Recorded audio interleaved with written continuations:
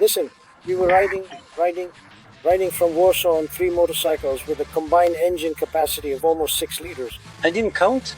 Well, each one has 1,000. The smallest of them is the BMW R18 in terms of capacity. Then there's the Harley with 117 cubic inches and the Indian with 116. And that poor BMW only has 1,800 cubic centimeters. Erwin took us around Podkarpashi and the surrounding areas from Rzeken. Really put us through some pretty serious off-road riding. Janek really enjoyed it, and now we wanted to consider whether these kinds of motorcycles are actually good for anything, especially for off-road riding. And since we switched bikes along the way, which one did each of us like the most, and why not for off-road? Maybe Erwin. Well, first I'd like to clarify that it wasn't really off-road, it was just the regular local roads in this area. But also paved roads. And the fact that I'm a guy from the Subcarpathian region shouldn't disqualify me from owning a big modern touring motorcycle. So you see, if I wanted to buy myself a bike like that, would you want to? You would want to. You already bought one and not just one, actually. Well, actually, I do have those kinds of motorcycles, yes. And since I know these roads, today I wasn't at all worried about taking those motorcycles, the ones we were riding down these roads. And actually, well, that you said we crawled through or something, but those were just regular connecting roads, some dirt, some gravel, sometimes in really bad condition with some rocky sections. But a motorcycle is truly meant to be ridden, and today we certainly made excellent use of the various and diverse conditions we found ourselves in, experiencing every moment. Which one did you like most and least, in your opinion? Let's start with the Indian, because I rode the Indian first. The Indian has a great riding position. Maybe the handlebars are a bit too high for me, but that's just a matter of getting used to a specific bike. However, what bothered me a bit at first, and honestly I didn't really like it, was that at very low speeds, like in first gear on those difficult road sections, this motorcycle is very twitchy. Either it bogs down or it surges forward. You can't really choose a minimal speed at which you can just ride along and steer the front wheel exactly where you want, unless you start slipping the clutch. And the second thing, at low speed, I don't know if it's because of the wheelbase or the steering head angle, it's very twitchy. It really wants to dart off. You really have to keep a close eye on it, really watch it carefully. It's just easy to make a mistake while maneuvering. I'm mostly talking about low speeds here because it's a sport bike. Probably, yeah, but it was doable. You could ride it. No, of course. And what about the Harley and the BMW? The Harley, when I got on it, I felt like I had already ridden thousands of kilometers on it. It suited me right away. The one thing I didn't like was the sound of the engine. Is there something? I've ridden all kinds of motorcycles my whole life, classic ones, difficult ones, where the sounds coming from the engine tell me everything that's going on inside. If there's an unnecessary sound, it means something needs to be done, either adjusted or checked. Well, here, that sound was there. If this were my old Harley, I'd probably already be tinkering with it. But apparently that's how it's supposed to be.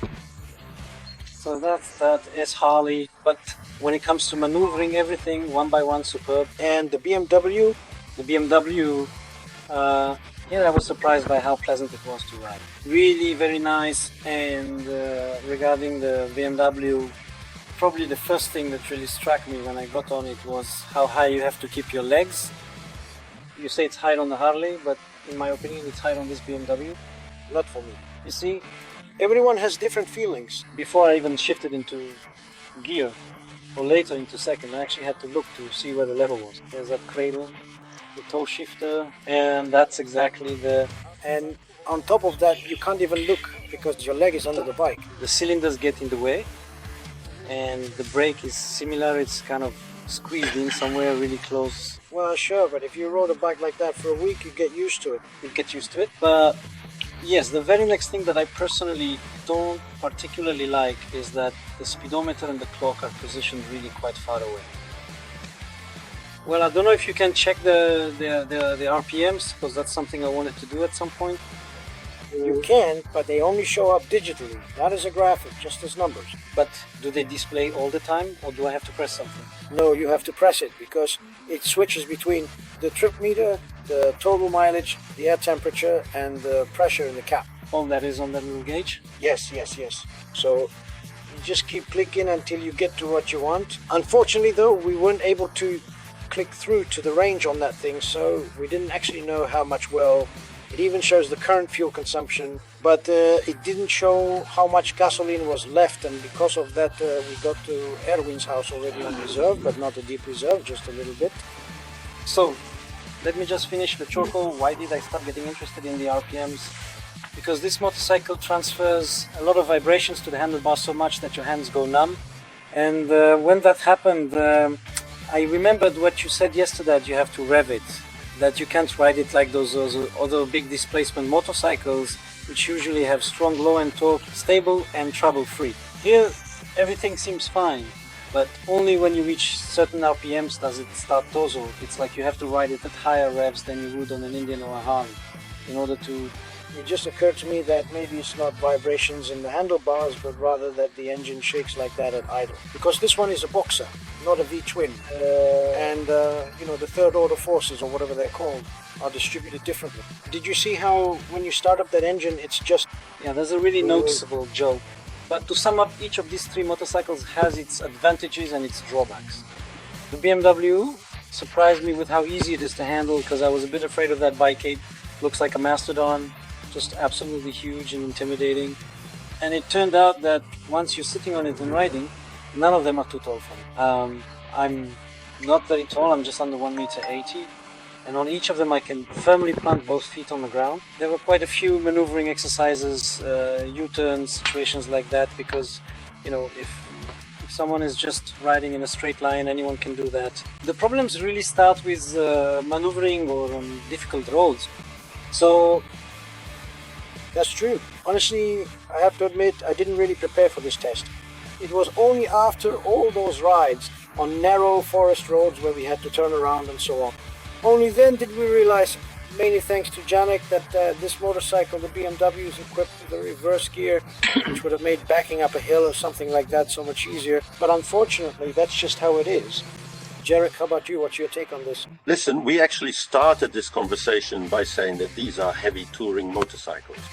But I actually have a different point of view here, because these aren't heavy touring motorcycles, they're medium touring motorcycles.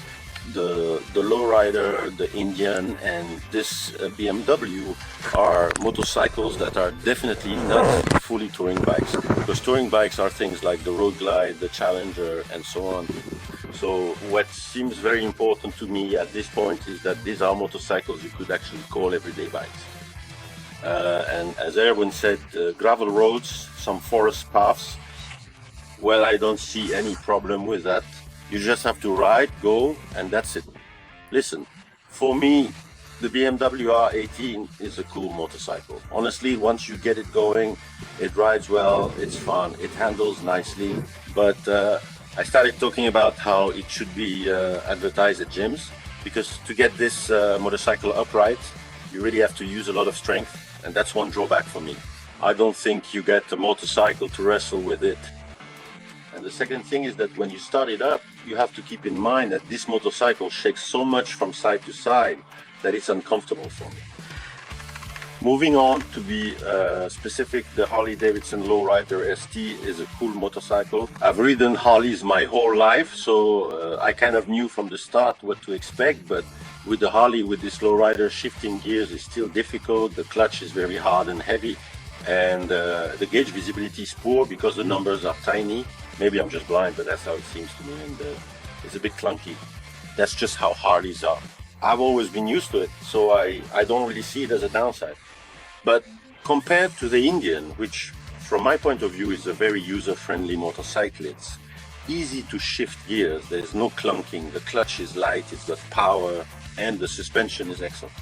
So for me, the Indian kind of outpaces the Harley Hawk.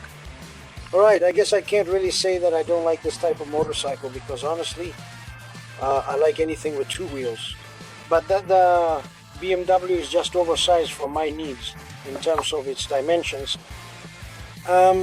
The Indian, on the other hand, is so narrow, because I'm not sure if that's its stock handlebar on that kind of... The risers are twice as high as the stock ones. That's why it is. So for me, it's kind of strange that it's so narrow and tall and so on. But I'll tell you this, to be honest, just the fact that we came to such beautiful surroundings, that we got to ride around pleasantly in good company. Nothing broke down, and on top of that, we still have a 400-kilometer ride home ahead of us. That would probably be a nice adventure as well. Especially since, right, you said we're going back through the Bieszczady Mountains. Yes. And it's still about 150 kilometers to the Bieszczady, so it's going to be fun. That's great. 150, 70 to Bieszczady, but... So it's no problem at all. Anyway, We'll go to Cisna. these motorcycles, you know what? We were riding there entirely on local roads just to see if they're only, how should I put it, highway motorcycles, because of course each of them has cruise control. You can set it, lock it in, whatever you like. However, it turns out that they also handle quite well and pleasantly in corners, even rather tight ones, because we were riding on some very, very local roads. I don't know how the GPS came up with that route, but in any case, in my opinion, they're suitable. And now one last question. That's what I want to talk about. Aren't these kinds of motorcycles in a way an antidote to a midlife crisis? That instead of getting on an R1 sport bike or some kind of adventure bike, you could simply sprawl out comfortably like this and leisurely head toward the beautiful setting sun, enjoying every moment of the journey. Nature, for me, it was always like that. It was always like that when I was 20, 30. I'm not going to say how old I am now. I've always loved these kinds of motorcycles, and I still do. And I don't see any connection here with what you're saying. Besides, I went through my midlife crisis a long time ago. Exactly. I think I have too. And you, Erwin? me, maybe I'm going through a senior crisis. So just like us? But these motorcycles came into my life at just the right moment, because I had some practice. Recently, I did almost 3,000 kilometers on an Indian, which is much heavier and bigger than this one. Roadmaster. On the formidable Roadmaster, which truly put my skills and endurance to the ultimate test with its considerable weight and the significant challenges of precise, low-speed maneuvering. It was quite an experience. And since I mastered that, now these three motorcycles were just ridiculously easy, Of course, to ride. So this hasn't been explicitly mentioned yet, but an absolutely inseparable and crucial part of a motorcycle is indeed the rider.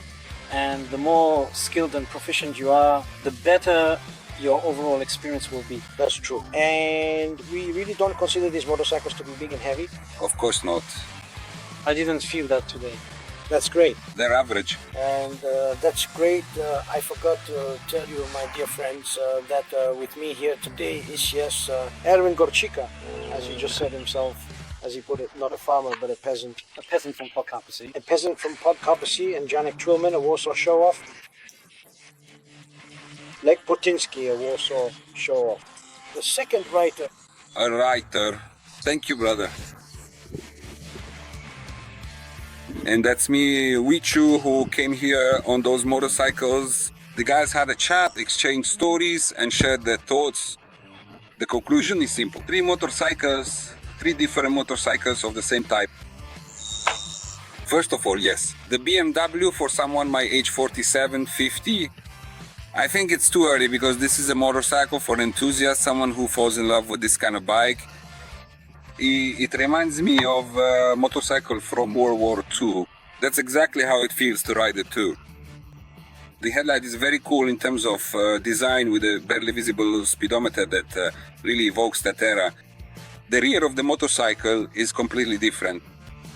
I'd say it's more in line with the chopper style tuning of Harley-Davidsons from the United States. After the BMW, I got the Indian. I immediately felt very comfortable on it. I had no trouble finding everything I needed in it, whether it was leaning into a turn or braking, and everything else too. A Harley-Davidson is a Harley-Davidson. It was just a regular Harley-Davidson motorcycle that I got on. I ride a Harley every day. I got on this one and felt like I'd been riding it every day too. The undeniable fact is the engine sounds precisely like someone has poured an entire bucket of assorted screws, various washers, and even some drywall screws directly into its internal workings.